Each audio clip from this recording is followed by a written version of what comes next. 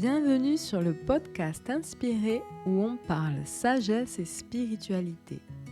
Je m'appelle Marie Ribeil et je suis conteuse de l'âme. Je vous aide à rayonner votre lumière et à cultiver la résilience au quotidien en vous montrant le chemin d'une spiritualité simple, intime et sacrée. Une quête de soi pleine de profondeur et d'humilité que je vous partage à travers la douceur de ce podcast. Je vous souhaite une belle écoute. Bonjour les amis, j'espère que vous allez bien. Alors pour ma part, je suis très heureuse de vous retrouver avec un nouveau format, celui du podcast. Alors pourquoi ? Tout simplement parce que je me sens beaucoup plus à l'aise sur ce support. Il me permet en fait d'éliminer toutes les contraintes que m'imposait la vidéo. Là, j'ai juste à brancher mon micro et ça enregistre. Je peux vous parler à n'importe quelle heure de la journée sans me prendre la tête, même si je suis en pyjama, même si je suis pas coiffée, pas maquillée, etc. Bref, je suis libre. Et si vous me suivez depuis longtemps, vous savez à quel point je déteste les contraintes. Donc c'est vraiment le meilleur compromis que j'ai trouvé. Et du coup, je n'ai plus d'excuses. À partir de maintenant, je devrais être un peu plus productive. Donc voilà, l'avantage pour vous en plus, c'est que vous pouvez m'écouter en faisant autre chose à côté. Pas besoin de rester collé le nez sur l'écran. Alors aujourd'hui, je voulais vous parler de quelque chose qui m'a énormément aidé l'année dernière. C'est le fait de poser une intention pour son année. Alors d'habitude, la tradition veut qu'on pose des résolutions, ce que j'ai fait pendant très longtemps, sauf que ça m'a jamais vraiment aidé, puisque je les ai jamais tenues plus d'une semaine, comme je pense 98% des gens d'ailleurs. Tout simplement parce qu'en fait, j'avais la mauvaise habitude de me poser des objectifs souvent trop fermés, trop inatteignables.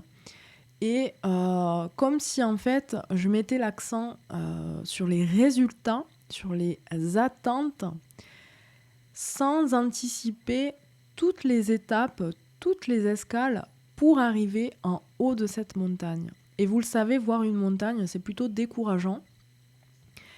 Ce qui aide, c'est plutôt de faire un plan et d'y aller pas après pas, de profiter du processus et en général, c'est tout le contraire de ce qu'on fait quand on pose des résolutions.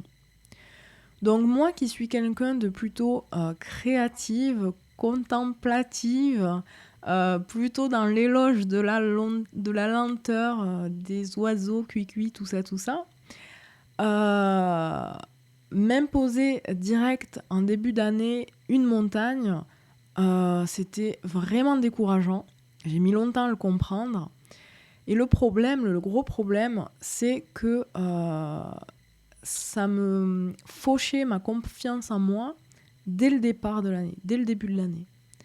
Parce que le fait de ne pas arriver à tenir mes résolutions entretenait le dénigrement de moi-même, je suis nulle, je suis pas capable, etc., etc. Tout le discours qui m'a nourri pendant mon enfance, j'ai entendu que ça toute mon enfance. Heureusement, bien sûr, j'ai réussi avec le temps à déconstruire tout ça, mais c'est vrai que je reste encore un peu fragile de ce côté-là. Et comme on a tendance, en grandissant, à devenir son propre bourreau, j'étais assez douée pour me faire mal, tout simplement, et alimenter ma propre frustration, mon propre découragement, en abandonnant très vite, sans comprendre en fait que mon mode de fonctionnement m'imposait plutôt d'être dans la lenteur, dans le fait de laisser les portes ouvertes et de ne pas me coller une pression de dingue. Parce qu'il y a des personnes qui sont faites pour les résolutions, il n'y a pas de souci, il y a autant de façons de fonctionner que de personnes sur Terre. Mais il y a beaucoup de gens qui sont comme moi, des gens plutôt rêveurs, je le répète, plutôt contemplatifs, distraits, et qui ont tendance à être bridés, à se freiner et à se saboter dès qu'ils ressentent une certaine pression sur les épaules, pression que souvent on se met soi-même d'ailleurs, c'est mon cas en tout cas. Donc du coup, voyant que mes débuts d'année étaient toujours des faux départs, on va dire, des périodes plutôt tristounettes vu mon état d'esprit, de loseuse, on va dire. L'année dernière, ayant traversé une période assez difficile en début d'année, je me suis dit qu'il fallait vraiment changer tout ça. Et à la place de me poser des résolutions, j'ai décidé en fait de poser plutôt une intention. Alors c'est quoi la différence ? Une intention, c'est une direction. Comme je vous l'ai dit, une résolution, c'est plutôt un objectif fixe, limité et souvent inatteignable. C'est vraiment, on colle toutes ses attentes sur les résultats. Alors qu'une intention, c'est vraiment juste une direction. C'est une porte ouverte à tous les possibles et qui élimine en fait toute pression inutile. C'est comme un voyage en fait. Une intention, c'est comme un voyage où le processus, les étapes, les escales prennent plus d'importance que le résultat en lui-même. Donc du coup, grâce à l'intention, on peut se permettre pendant l'année d'essayer des choses, d'échouer et de recommencer en fait sans forcément culpabiliser. Parce que quand j'étais plutôt dans mode résolution, le peu de temps où ça durait, parce que je vous le rappelle, ça durait pas plus d'une semaine, dès que j'échouais, par exemple, si je décidais de faire du sport pour perdre un peu de poids, si j'échouais à la première séance, j'abandonnais tout, je suis nulle, etc. Tandis que le fait de poser une intention, je vais vous donner un exemple après, ça permet en fait d'essayer et si ça marche pas, on culpabilise pas, on prend pas ça comme un échec, mais plutôt comme un détour sur notre chemin et un tournant tout simplement, mais on ne dévie pas de notre direction et notre intention permet au contraire de nous réajuster avec plus de clarté. Alors, je vous redonne un exemple. Par exemple, cette année, j'ai décidé de prendre soin de moi. Ceux qui me suivent depuis un moment le savent, j'ai pris beaucoup de poids en 2 ans. J'ai 20 kilos de surpoids, au moins. Et je le vis très mal, forcément, autant physiquement, de par ma santé, que par l'image que je renvoie. Si je m'étais posé des résolutions, je me serais dit, je vais perdre 20 kilos d'ici l'été. On sait très bien que jamais j'y arriverai. Parce que dès le départ, je laisse pas de possibilité autre que celle de perdre 20 kilos. Du coup, si j'y arrive pas, je me considère comme une grosse nulle. Tandis qu'en posant l'intention, je prends soin de moi de toutes les façons possibles, je me mets aucune pression, ni de temps, ni d'objectif de poids. Et du coup, je peux essayer des choses et si, par exemple, je ne fais pas ma séance de sport, si je ne vais pas au bout de ma séance de sport, en fait, c'est pas grave. Je suis déjà contente d'avoir essayé et si, par exemple, 10 minutes de vélo, c'était trop, oui, j'en suis là, c'était trop, Eh ben, c'est pas grave, je suis déjà contente d'avoir fait 5 minutes. Donc vous voyez mon niveau d'endurance, hein, c'est catastrophique. Donc voilà, en fait, c'est vraiment une direction donnée, sans pression. Et en plus de ça, ça permet de saisir toutes les opportunités, d'être dans l'accueil de ce qui peut arriver, d'être attentif à ce qui se passe en nous et autour de nous, de s'écouter en fait, tout simplement. Et voilà. Donc du coup, pour mon fonctionnement, c'est beaucoup mieux et je l'ai testé l'année dernière et ça a été une grande réussite parce que pour la première fois, j'ai réussi à relever, on va dire, un objectif. C'est-à-dire que l'année dernière, je n'ai pas posé de résolution, d'objectif précis, mais j'ai posé une intention. C'était le fait de reprendre mon activité en main parce que en début d'année dernière, j'étais totalement perdue. Ce qui est une bonne chose parce que ça m'a appris beaucoup de choses. C'est pas rigolo à vivre, évidemment, quand on le vit, c'est vraiment une nuit noire de l'âme. Mais quand on a assez de recul, on comprend en fait toute la richesse qu'il y avait à travers cette période. Et moi, ça m'a déjà appris que dans la vie, d'ailleurs, rien n'était acquis parce que quand j'ai commencé mon activité, j'étais persuadée que je ferais des guidances toute ma vie. Or, en début d'année dernière, j'en avais marre de faire des guidances. Je sentais que c'était plus aligné avec qui j'étais. Parce qu'on évolue et forcément notre activité évolue avec nous. Et ça a été un premier grand choc. Et du coup, étant quelqu'un d'intègre et ne voulant pas faire de la merde, parlons crûment, j'ai décidé en fait de supprimer toutes mes prestations. Enfin, la plupart, il m'en restait qu'une. Donc en fait, je n'avais quasi plus de revenus, pour dire quasiment zéro. Et du coup, ça m'a fait remonter, on va dire, toutes mes peurs sur l'insécurité, le manque, etc., etc. Donc période vraiment très difficile de quelques mois. Et c'est pour ça qu'en janvier, j'ai décidé qu'il fallait que je me reprenne en main. Sauf que je savais très bien qu'en posant des résolutions, j'y arriverais pas. Donc j'ai posé cette intention. Je reprends en main mon activité en 2021. Du coup, ça a laissé le champ ouvert à plein de possibles. Et quand j'ai posé cette intention, je ne savais pas du tout où j'allais. J'étais dans le brouillard complet. Je ne savais pas qu'est-ce que je voulais faire.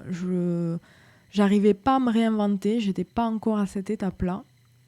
Du coup, j'ai commencé en fait par de petites étapes. J'ai essayé. Ça a été vraiment une année laboratoire. Je me suis permis d'essayer des choses. Et il y en a beaucoup qui ont pas marché, qui ont échoué. Et pour une fois, j'ai pas pris ça comme des échecs, mais simplement comme, on va dire, des tirs de réajustement. Des moments où je me suis réajustée, où j'ai pris des tournants. Et petit à petit, ça m'a amené enfin à un vrai réalignement, à une vraie révélation pour moi, c'est-à-dire les soins énergétiques. J'en faisais déjà depuis des années, mais plutôt dans un cadre privé. Et là, en fait, le cheminement dû à l'intention que j'avais posée en début d'année, le cheminement que j'ai pris m'a amené jusqu'à cette étape-là. Et là, ça a été une vraie réussite. Et du coup, toute l'année, j'ai pu remonter, j'ai ouvert de nouvelles prestations avec lesquelles j'étais parfaitement alignée.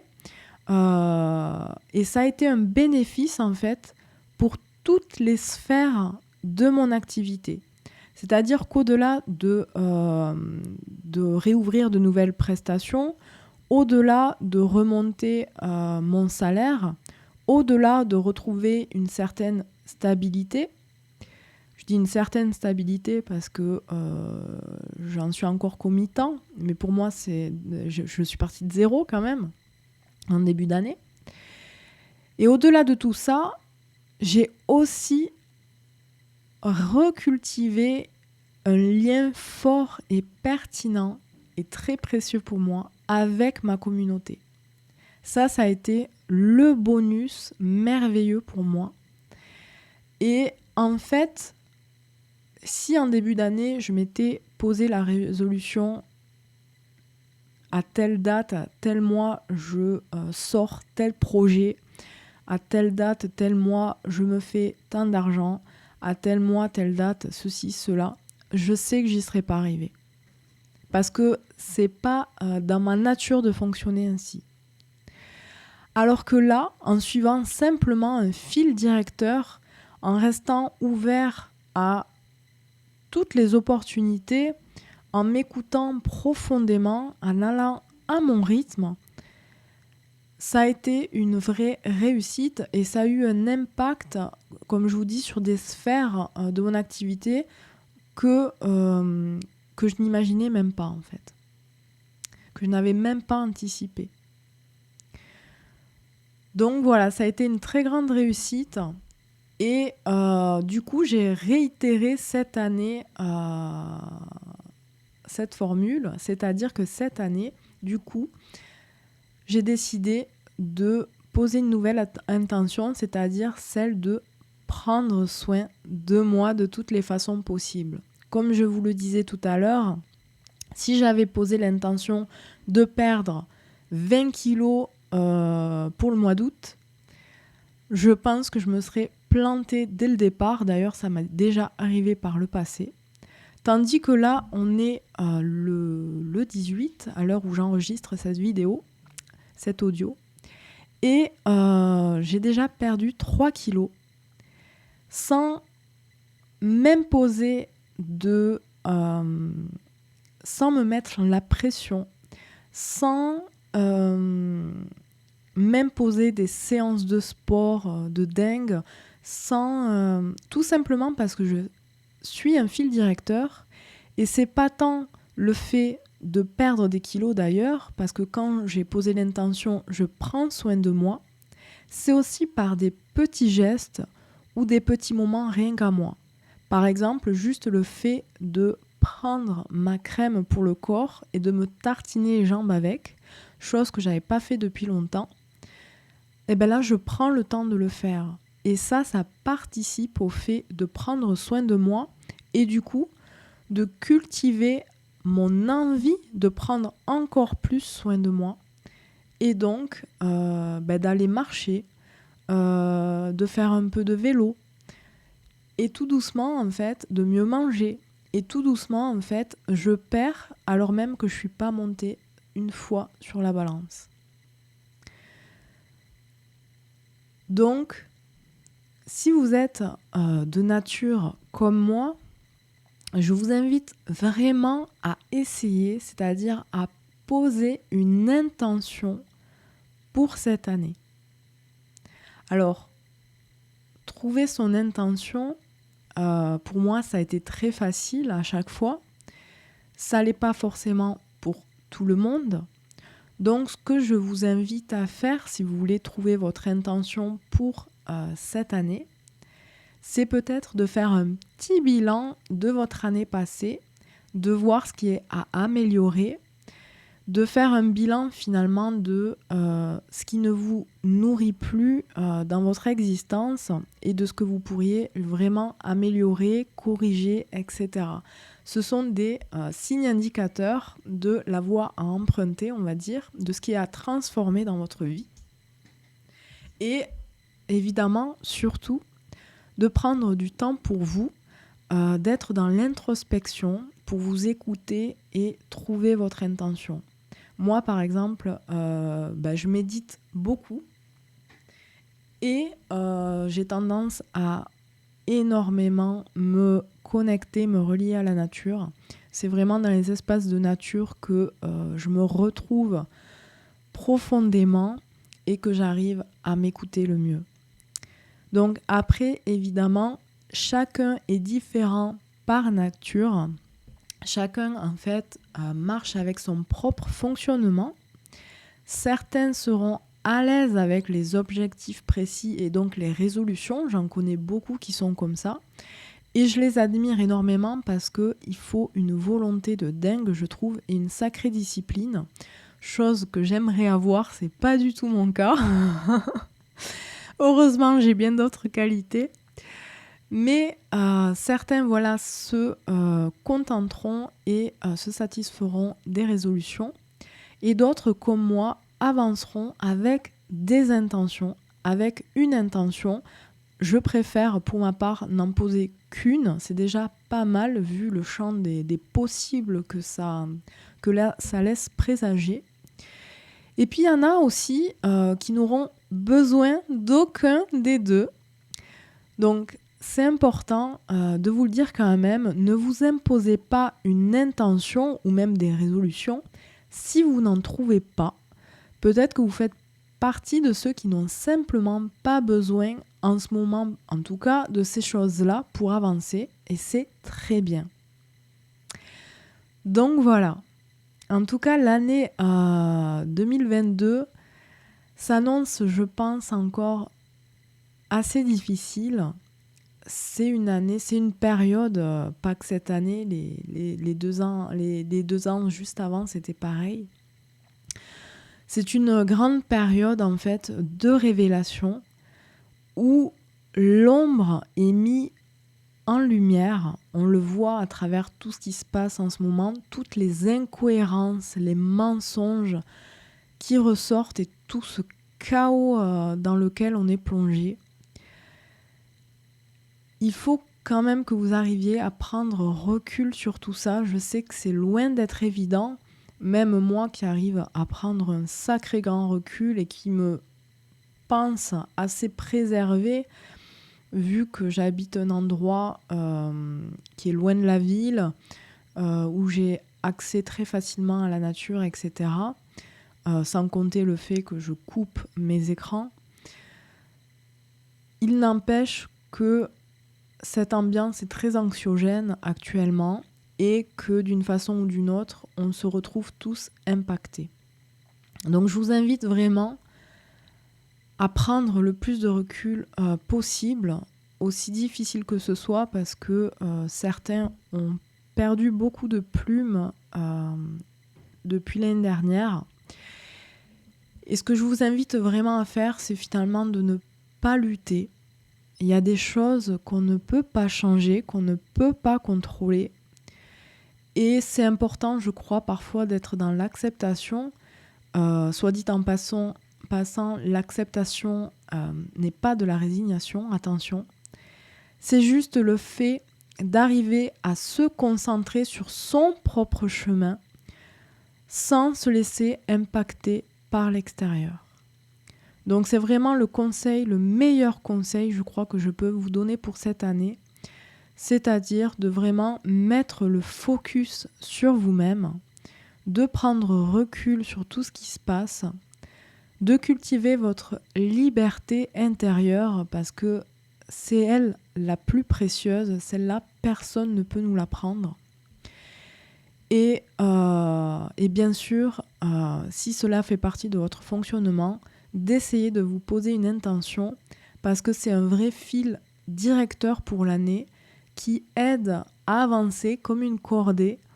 Et moi, je vous le confirme, ça m'a vraiment, vraiment aidé. Alors, en plus des conseils livrés à travers ce podcast que vous venez d'écouter, si vous souhaitez commencer l'année de la meilleure des façons, je vous invite à visiter mon site marie-ribeil.com afin d'y découvrir la roue des saisons. C'est un voyage d'une année en 4 étapes durant les 2 solstices et équinoxes de l'année, afin de vous aider en fait à garder le cap durant ces périodes transitoires à travers ces changements de saison, et de booster votre bien-être général, notamment le bien-être émotionnel. C'est une nouvelle offre qui a germé en ce début d'année. J'ai eu un gros besoin en fait de ralentir la première quinzaine et de me relier fortement à la nature. C'est mon grand pilier, la nature. Et l'idée est née en fait de vous proposer quelque chose qui prend appui justement sur la nature. Et la roue des saisons, c'est un pack de 4 soins énergétiques, donc avec les 4 saisons, de 4 méditations guidées, de 4 comptes rendus vidéo, de plusieurs mails introspectifs, donc pour chaque saison. Et pour le pré-lancement, je vous offre une lumineuse promotion, donc je vous laisse aller voir ça sur mon site. Et vraiment, j'espère que vous serez à mes côtés durant cette première édition de la Roue des Saisons. C'est un régal d'avoir sorti cette offre. Et surtout les amis, de tout mon cœur, je vous souhaite une très belle année et beaucoup de lumière et d'amour sur vous et avec vous.